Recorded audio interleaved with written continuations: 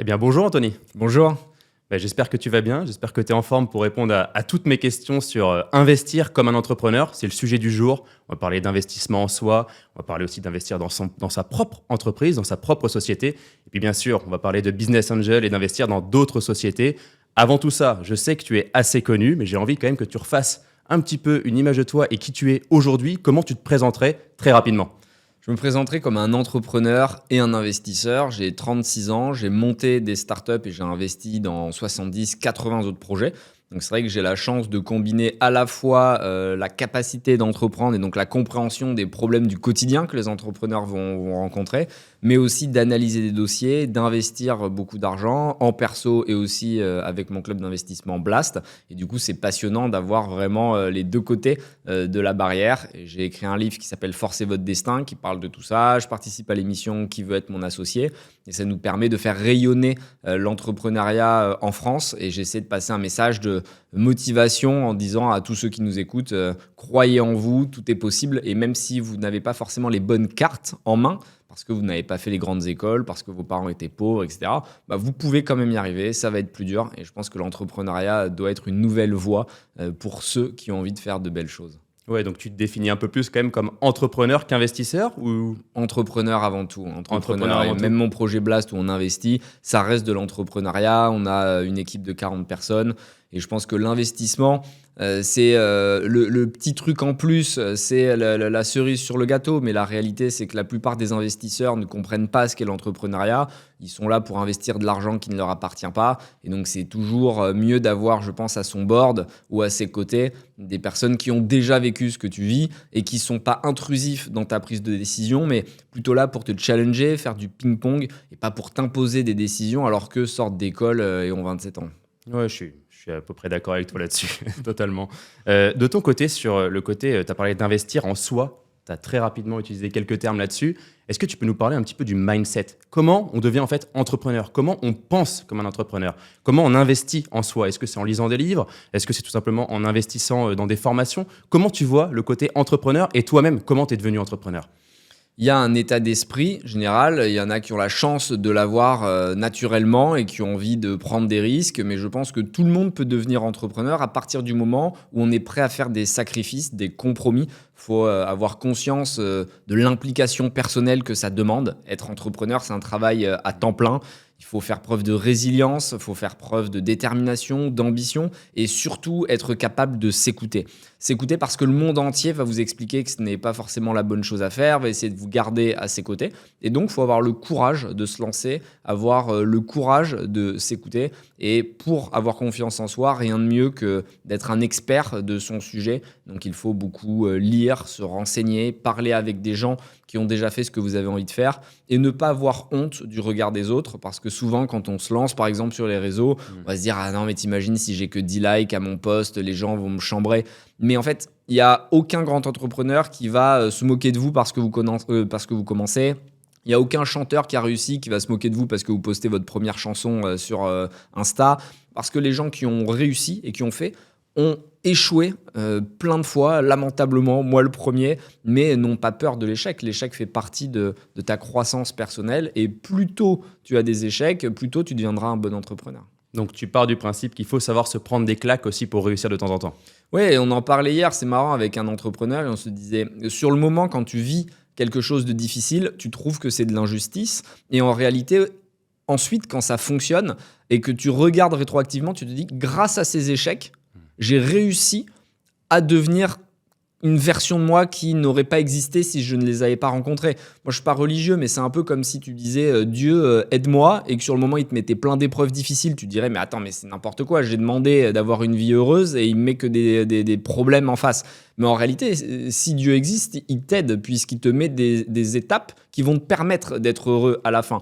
Donc le voyage, le chemin, il faut réussir à le relativiser et à se dire, ok, un jour peut-être que ça me servira, même si ça paraît injuste. Quand je me suis retrouvé à la rue quand j'avais 17-18 ans, c'est impossible d'avoir la capacité mentale de dire non mais c'est une belle épreuve, ça va me permettre de me renforcer. T'as juste de la haine, t'as juste une incompréhension, une forme d'injustice que tu ressens. Mais en réalité, si tu restes positif, optimiste, tu pourras le retourner à ton avantage. Donc toute histoire est bonne à vivre. Et même si vous avez l'impression d'être dans des sables mouvants et qu'à chaque fois que vous bougez, vous enfoncez, vous pouvez vous en sortir. Et c'est important de parler de personnes qui l'ont fait. Parce que si tu vois quelqu'un qui l'a fait, ça te confirme que tu peux le faire aussi. Ouais, quand on t'écoute, on a envie tout de suite de se lancer. Je suis d'accord là-dessus, je suis d'accord sur l'état d'esprit. L'état d'esprit, c'est l'état d'esprit de devenir entrepreneur, l'état d'esprit de ne pas... On chute, on remonte à cheval, c'est ce qu'on dit souvent aussi pour reprendre peut-être une nouvelle claque ou peut-être repartir sur quelque chose qui va mieux. De ton côté, quel a été le déclic ? Il y a forcément eu un déclic à un moment. Est-ce que c'est quand tu es arrivé dans la rue, comme tu le dis, ou quel a été le déclic qui a fait qu'au final, toutes les épreuves qui se mettaient devant toi, tu les as explosées les unes après les autres ? En réalité, je n'ai pas beaucoup de mérite parce que je n'avais pas le choix. Et quand j'étais à la rue, que j'avais rien, j'échouais à répétition. C'était vraiment dur mentalement, mais j'étais obligé de me relever et de tenter autre chose parce que je n'avais pas d'argent et sinon je pouvais pas manger et c'était la cata. Donc en réalité, je pense que parfois c'est plus difficile quand tu es riche ou que tu es bien né parce que tu es dans un confort qui ne te donne pas envie de te surpasser. Et si tu as un échec, 2 échecs, 3 échecs, au bout d'un moment tu te dis bon allez, je vais travailler dans la boîte familiale et au moins je vais sécuriser. Donc chaque histoire est compliquée et souvent les gens me disent tu opposes les riches, les pauvres et c'est pas le cas parce qu'en réalité tout le monde a son histoire et même si moi je me sens naturellement plus proche de ceux qui galèrent parce que c'est mon parcours, j'ai aussi un grand respect pour ceux qui ont eu plus de chance au grand loto de la vie parce qu'ils ont aussi leurs problèmes qui sont différents.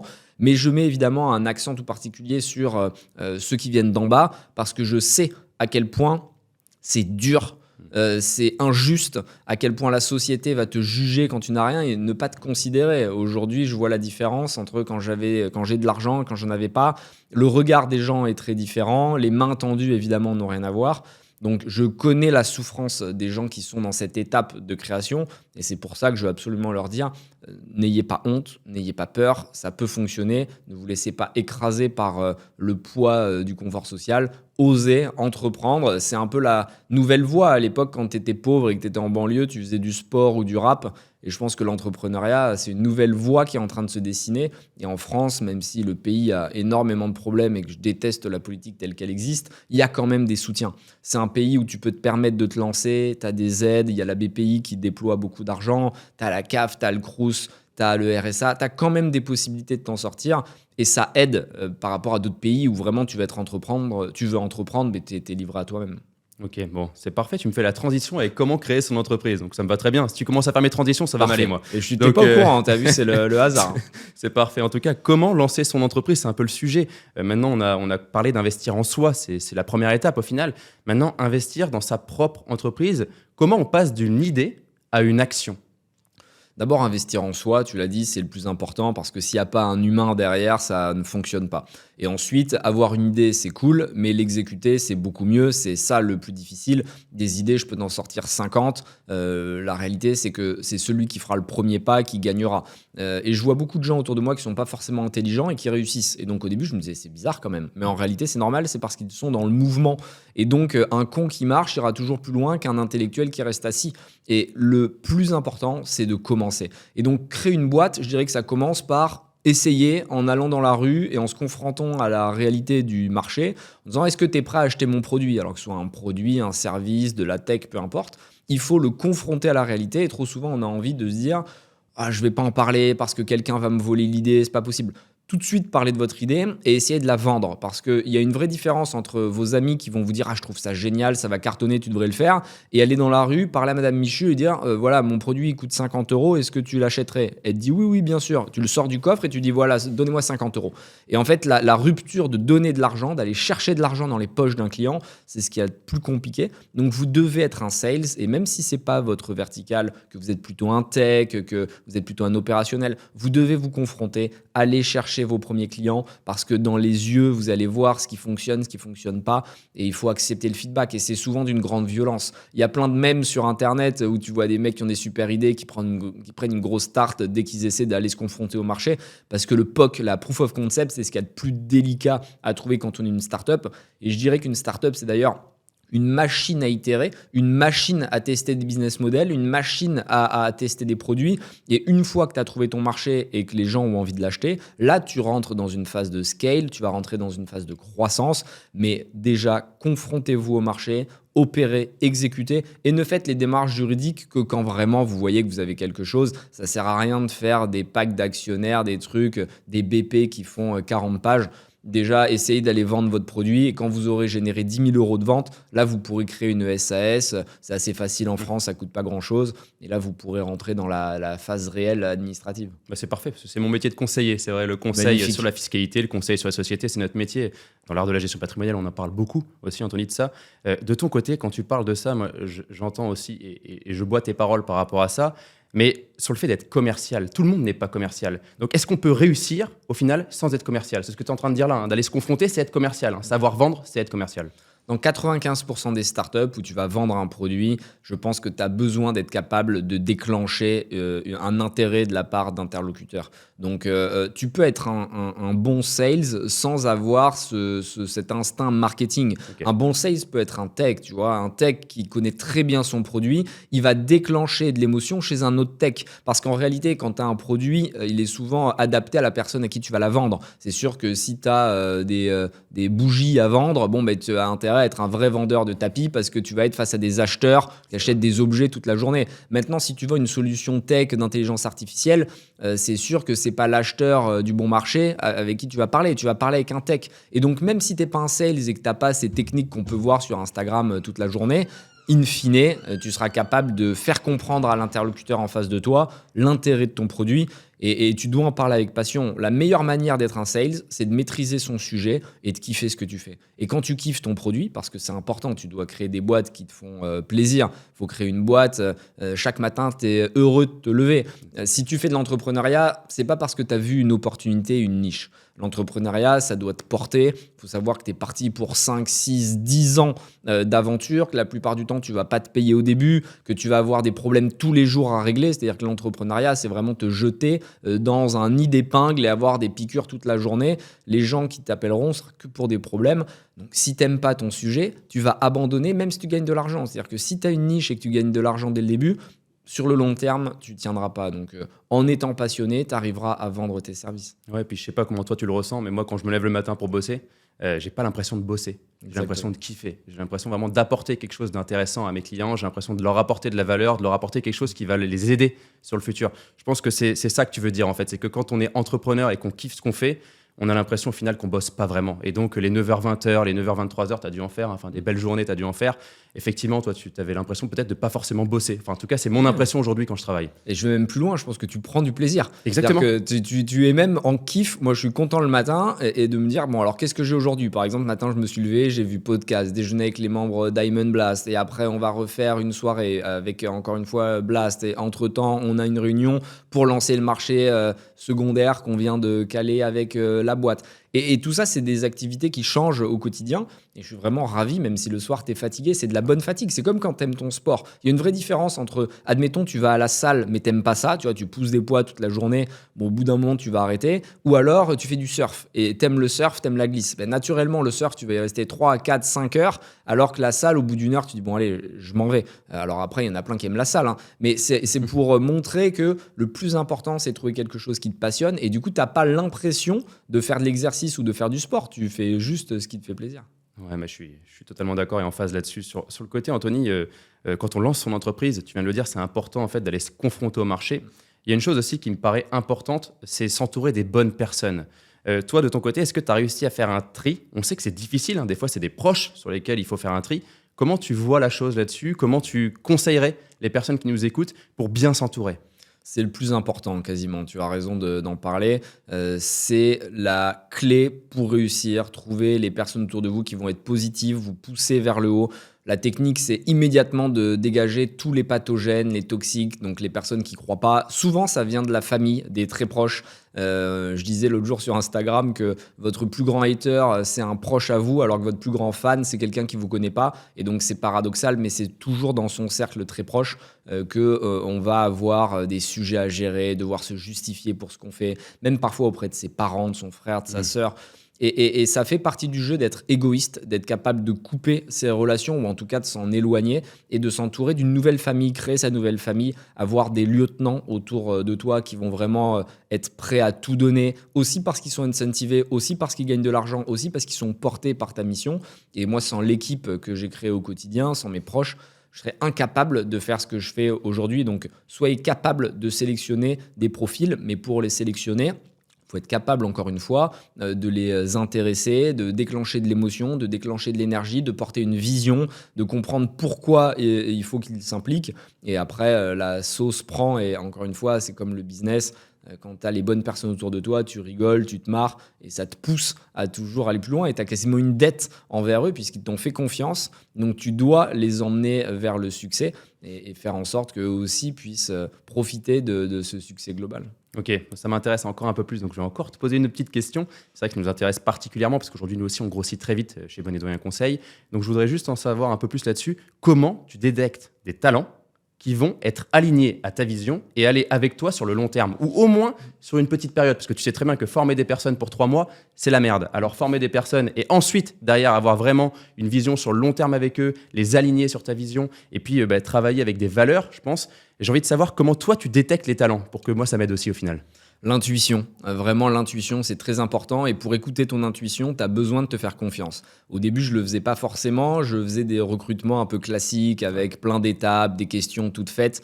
Maintenant, j'essaie de regarder plutôt les yeux qui brillent, savoir si la personne elle est motivée, si elle comprend notre mission, si elle s'aligne avec ce qu'on veut faire. La réalité, c'est qu'il n'y a pas de bon ou mauvais profil. Un mauvais profil pour nous serait sûrement un très bon profil pour quelqu'un d'autre. Le but, c'est d'être aligné sur les valeurs et les miennes ne sont pas meilleures que celles des autres. Mais en tout cas, il faut des gens qui partagent notre vision. Et après, oser faire confiance à la personne et sa capacité d'autonomie, d'indépendance, de croissance. Moi, j'ai plusieurs profils qui sont arrivés en service après-vente avec les plus petits salaires de feed à l'époque et qui aujourd'hui sont les responsables marketing, responsables online. Il y a plein de profils comme ça que j'ai fait monter. Je suis fan du bottom-up. C'est-à-dire que plutôt de recruter des C-level qui viennent d'autres boîtes et dont tu ne sais rien, je préfère faire monter les personnes qui m'ont fait confiance depuis le début parce que généralement, si elles sont intelligentes, et c'est évidemment un sujet clé, l'intelligence, mais ça, c'est l'injustice de la vie. Il y en a qui sont bêtes, d'autres qui sont intelligents. Mais si tu arrives à sélectionner les gens smart, logiquement, ils seront capables de se réinventer, ils seront capables d'étudier, ils seront capables d'apprendre. Donc, quelque part, pour conclure, je dirais que je privilégie les soft skills sur les hard skills, donc l'intelligence humaine, l'envie de se dépasser, versus vraiment ce que tu as appris à l'école, versus tes capacités techniques, parce que tout ça, ça s'apprend. Je préfère payer une formation à quelqu'un et moi l'entraîner, plutôt que de prendre quelqu'un qui a tous les skills, mais par contre, ne sait pas se comporter dans une équipe et égoïste. Et c'est pour ça que j'ai la chance aujourd'hui d'avoir des personnes qui me suivent depuis 10 ans. Et je pense que c'est la preuve que, tu es quelqu'un de plutôt honnête, juste, et c'est la clé si tu veux réussir. Et en plus que des personnes que tu as déjà formées ont l'état d'esprit et elles vont pouvoir le faire rayonner, ruisseler sur le reste de l'équipe. Et ça, c'est très important que les nouveaux entrants soient capables d'appréhender la manière dont tu travailles. Et il faut que ça passe par tes soldats, puisque toi, tu ne peux plus te permettre d'être en direct avec 30, 40, 50 personnes. Ouais, j'avais parlé de ça, c'est vrai, avec d'autres personnes, d'autres investisseurs que tu connais très bien, sur le fait de savoir déléguer aussi. Toi, j'ai envie d'aller à la question suivante qui me vient tout de suite, c'est comment on développe son entreprise à part l'équipe et comment, tu utilises souvent ce mot, scaler, effectivement, comment tu scales une entreprise pour qu'elle devienne une machine? Ouais, c'est très important, l'opérationnel, l'exécution, c'est vraiment la clé. On peut être deux concurrents, avoir exactement la même idée. Celui qui gagnera, c'est celui qui exécute. Et exécuter, c'est pas seulement l'intensité dans ton travail, c'est la méthode avec laquelle tu vas pouvoir grossir rapidement. Il y a l'humain, on en a parlé, mais il y a la structure quasiment opérationnelle que tu vas mettre en place avec des KPIs, des OKR. Donc, c'est la capacité à suivre de la data. Ton intuition doit toujours être doublée de la data. C'est bien d'avoir de l'intuition, d'être gut feeling, mais il faut aussi être capable de prouver que ton gut feeling avait raison avec de la data factuelle, avec des chiffres. Et c'est pour ça que trouver un cofondateur, et moi c'est le cas avec Samuel, c'est très important parce que tu te complètes Et quand l'autre adore faire ce que toi tu détestes, là tu es dans un binôme parfait. C'est le cas avec Samuel qui est très finance, qui est très opération, qui fait des one-to-one avec l'équipe quotidiennement, qui va fixer les objectifs. Ça me permet moi de me concentrer sur le marketing, sur l'investissement, parler avec les fondateurs, créer une communauté. Et la communauté, c'est d'ailleurs un des points clés à mon sens aujourd'hui, notamment avec les réseaux sociaux, et tu l'as très bien fait puisque vous avez une croissance assez forte sur ces sujets. Réussir à fédérer des ambassadeurs qui vont devenir des personnes qui vont te défendre, des early adopters, qui vont à leur tour, de manière quasiment horizontale comme le ferait la blockchain, réussir à parler de toi. Et c'est ce qu'on a fait avec Blast où on a plus de 8000 membres. Hier, j'étais avec eux à un dîner. Ce sont nos meilleurs ambassadeurs et nos meilleurs vendeurs. Parce que quand quelqu'un parle à ses frères, ses sœurs, ses amis, dit « moi j'adore le Blast Club pour telle et telle raison », c'est la meilleure vente que tu puisses faire. Et au final, je pense que l'acquisition telle qu'on la connaissait il y a encore 5 ans, donc payante, est terminée. Parce que faire des pubs sur Facebook, sur Instagram, c'est mercantile. Tu comprends que c'est une société qui paye, donc le message, il passe pas, il n'y a pas d'émotion. Mais quand c'est un humain qui n'est pas payé et juste qui va expliquer pourquoi lui, il est prêt à rejoindre cette aventure et il la défend, c'est la meilleure publicité possible. Donc concentrez-vous sur l'humain, les chiffres et les opérations, mais aussi votre communauté de manière à engager un maximum de monde. Ouais, quand je t'écoute, on avait le même sentiment quand on s'est lancé avec Guillaume à l'époque. Quand on a lancé l'entreprise, on pensait que le marketing et la communication, ça ne servait à rien. Dans notre métier, surtout conseiller en gestion de patrimoine, autant te dire que faire du marketing ou de la communication, j'y connaissais rien. Et en fait, on s'est rendu compte, c'est en t'écoutant aussi, sur qui va être mon associé, en écoutant les différents associés, et écouter cette émission nous a inspiré sur la communauté Instagram. Et c'est vrai qu'aujourd'hui, la communauté, c'est nos meilleurs prospects. Et derrière, c'est surtout nos meilleurs commerciaux. C'est-à-dire qu'ils vont parler de nous, ils vont faire des nouveaux prospects et ainsi de suite. Et c'est vrai que c'est assez puissant comme outil. Donc, toi, le marketing et la communication, tu mettrais en top 1 pour scaler, pour vraiment avoir une communauté qui te suit, ou tu mettrais autre chose au-dessus ? Je pense que la communication, c'est ce qu'il y a de plus important dans le sens où si tu n'as pas de clients, ta boîte est morte. Mais la qualité du produit que tu proposes est évidemment primordiale. Alors, il ne faut pas être forcément comme les Français qui attendent d'avoir le produit parfait pour se lancer, parce que sinon tu perds du temps. Mais il ne faut pas non plus être comme les Américains, à savoir avoir des millions d'euros de contrats sans avoir commencé à travailler sur le produit. Il faut trouver le juste équilibre entre rapidité, efficacité, ne pas avoir peur de mettre son produit en ligne, même si on en a honte.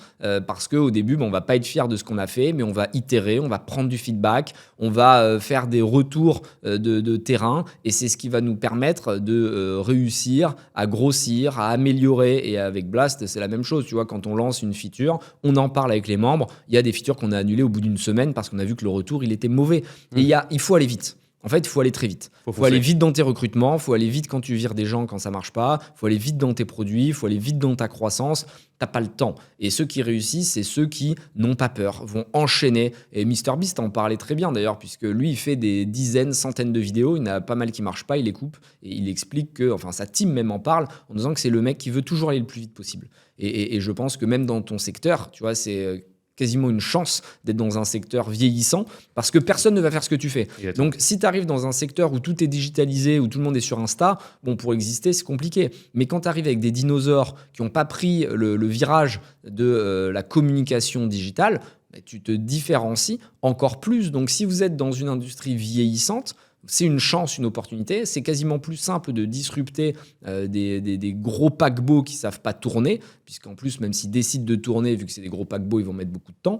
Et si toi, tu es dans une petite barque et que tu as juste à mettre un coup de pagaie pour tourner, c'est là que tu peux faire la différence. Donc, n'hésitez pas à communiquer. Prenez votre téléphone. Vous n'avez pas besoin d'avoir les meilleures caméras, les meilleures lumières. Vous filmez, vous créez de la valeur, vous donnez des informations que vous auriez pu vendre. Ça, c'est la clé. C'est-à-dire que nous, sur nos réseaux sociaux, on essaie vraiment de créer un maximum de contenu qualitatif. Même chez Blast, on donne des formations des centaines d'heures, alors que concrètement, je pourrais les vendre en off, mais en donnant naturellement sur tes réseaux, tu vas engager les gens et quand ils hésiteront entre acheter ton produit ou celui du voisin, ils auront quasiment une dette envers toi parce que tu leur as donner tellement de contenu gratuit qu'ils ont envie de te renvoyer l'ascenseur. Donc, ne comptez pas, ne soyez pas radin dans votre approche. D'ailleurs, je pense que c'est pareil dans la vie, que ce soit avec tes amis, tes proches.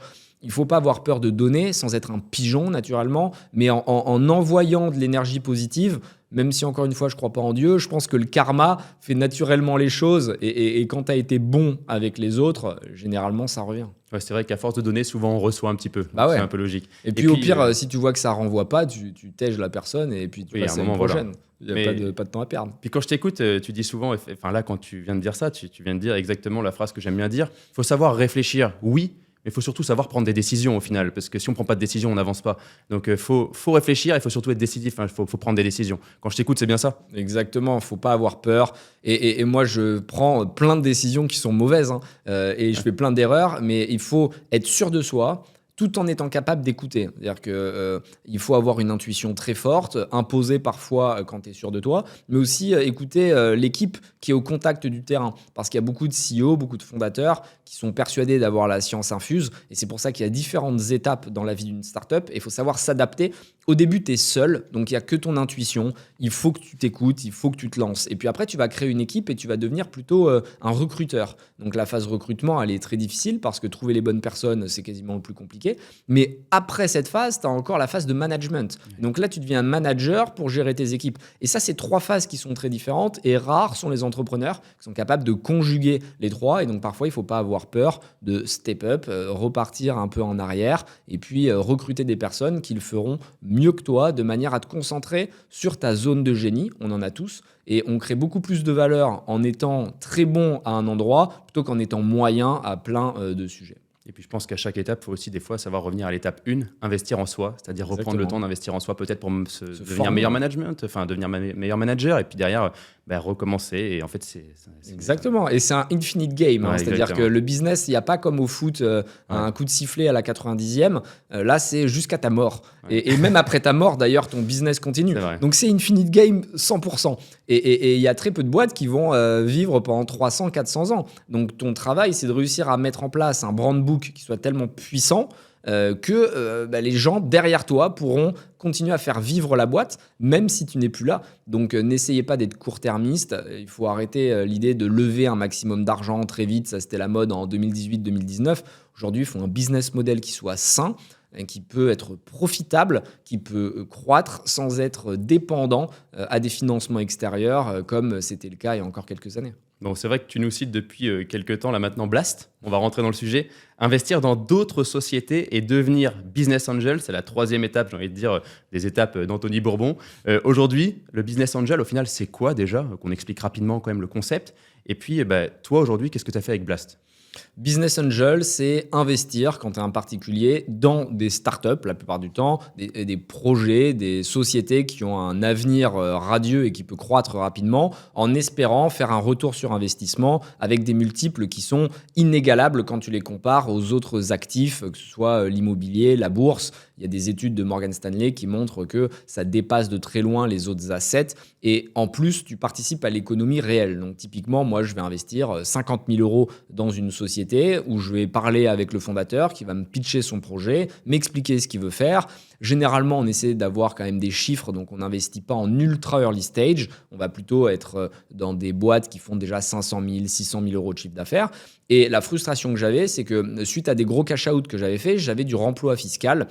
Pour éviter de payer des impôts, tu as la possibilité de réinjecter 50% de ton gain. Maintenant, c'est passé à 60% dans l'économie réelle. Très rapidement, c'est le 150 OBTR. OBTR pour ceux qui nous écoutent. Parce Exactement. qu'ils connaissent, les personnes qui t'écoutent la plupart du temps. On en parle un petit peu sur la chaîne. Bon, mais ça, c'est un très bel outil qui te permet de réinjecter sans payer de plus-value sur ta première plus-value.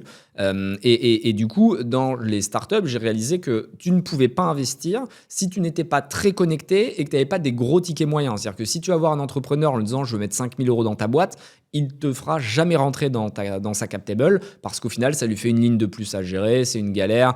S'il y a des votes à faire et que toi, tu signes pas tes papiers rapidement, tu fais perdre du temps.